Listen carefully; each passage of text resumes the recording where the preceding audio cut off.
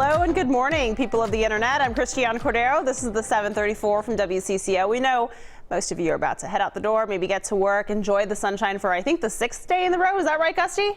Yeah, let's do it. Let's talk about the weather. 29 degrees is what we're topping out at later this afternoon, and those clouds will come in by the afternoon, and then mostly cloudy tonight. 24 degrees, but overall feels pretty good out there.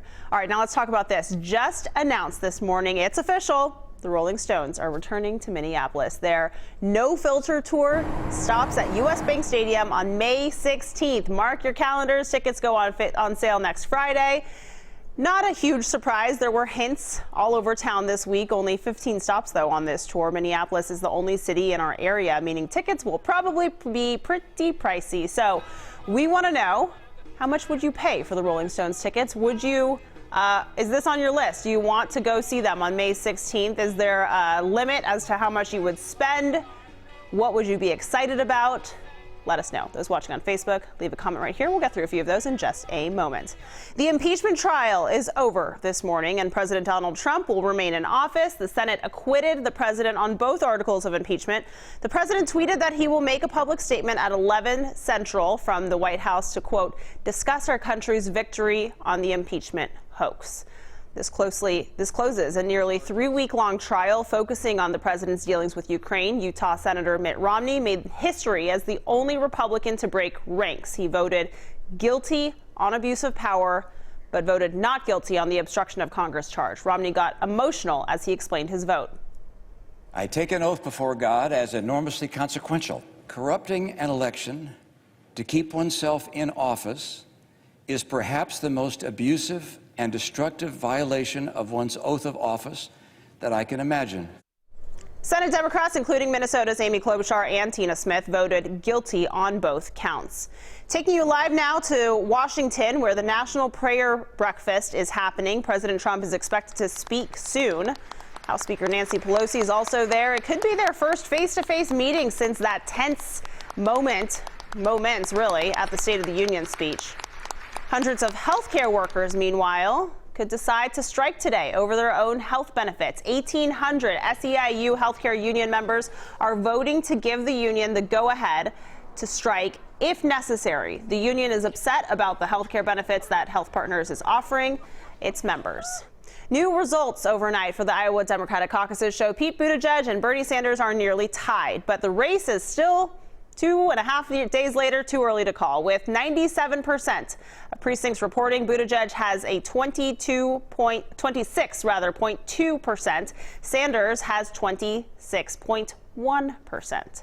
Iowa officials are scrambling to verify the remaining results. They blame their delay on technical problems. The top 7 candidates debate again tomorrow in New Hampshire. Thousands of people are quarantined on 2 cruise ships in Asia amid the coronavirus outbreak. 20 passengers tested positive for the virus on a ship from Japan. One case is confirmed in Hong Kong. More than 7,000 people are stranded on the ships and are being told that they have to stay on them for 14 days.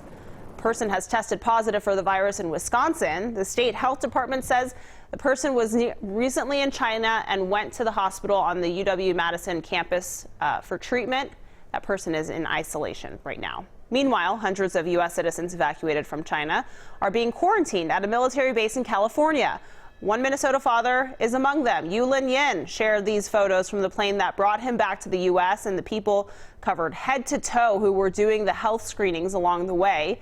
Yin says he's just happy to be one step closer to his wife and daughter in Minneapolis. It's just really relieved. It has been a very nervous process. Yeah, Yin was in China visiting his parents. His wife says he doesn't have any symptoms of coronavirus. Yin will be quarantined for 2 weeks before he can come home to Minnesota. Scary pictures coming out of Turkey this morning. Investigators believe bad weather was a factor in this deadly plane crash. Officials say the plane skidded off a runway while landing in Istanbul, then fell into a ditch and broke apart. Geez, 3 people were killed. Almost 180 were injured. A historic mission in space came to an end overnight. NASA astronaut Christine Cook is back on Earth after setting the record for the longest space flight by a woman. Cook and fellow crew members landed in Kazakhstan just after 3 this morning. Cook spent 328 days in orbit before leaving the ISS. She said she was most looking forward to a walk on the beach back home in Texas. Kansas City threw a party for Super Bowl champions yesterday. The sea of red filled downtown to celebrate the Chiefs' Super Bowl win. Officials estimate about 1 million fans lined the parade route. They have been waiting a long time for this. The players were clearly having a good time on top of their bus.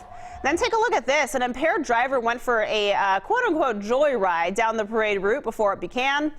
Police say the driver broke through barricades and an officer eventually rammed into the car to stop it. 2 people were arrested. No fans, though, were hurt.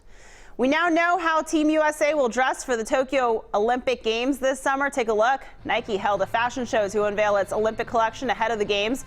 Olympic champions Lisa Leslie, Carl Lewis, Brandy Chastain modeled the uniform collection. The Nike swoosh on each outfit was made from recycled Nike shoes, and as a tribute to Olympic champion Kobe Bryant, children joined the star athletes on stage, all wearing Kobe's Laker jerseys. Pretty cool there. We're also getting a look at, closer to home, the Loons' new jersey for the upcoming season. The team says they are both dark and bold with the United Wing printed on the front. That one was a really big detail that people really liked. All of the MLS jerseys will also have a new font this year. You can get them online now or at Allianz Field at 10 a.m. today. All right, let's get back to today's talker. We're talking about the Rolling Stones bringing in WCCO's digital guy, Jonathan. Jonathan, what are people saying? A lot of people would pay. A lot of people would pay. Yeah, we have Aaron saying, have to. I would pay whatever the cost is. Oh, challenge accepted. You are watching history being made right before your very eyes. People will talk about the Rolling Stones forever. There is kind of that idea with this sort of show that you're paying for the opportunity to maybe be one of the last people to see. It's a bucket list thing, right? Yeah. Yeah. So you have a good point there. That is a bit more, that's unique in relation to other popular bands. But then we have people like Annette saying about like $40 is where she'd cut it off. Things are... Annette, you're going to be extremely disappointed. I have a feeling.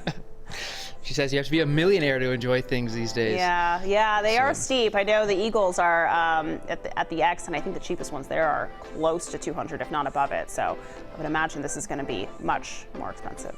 Yeah. Okay. Cool. Jonathan, thanks so much. All right, that's it for now. This is the 734 from WCCO, and most of the Twin Cities are on the go. So go ahead and make us your place for mobile news. We'll be back here tomorrow on Friday, 7:34. Until then, enjoy the internet.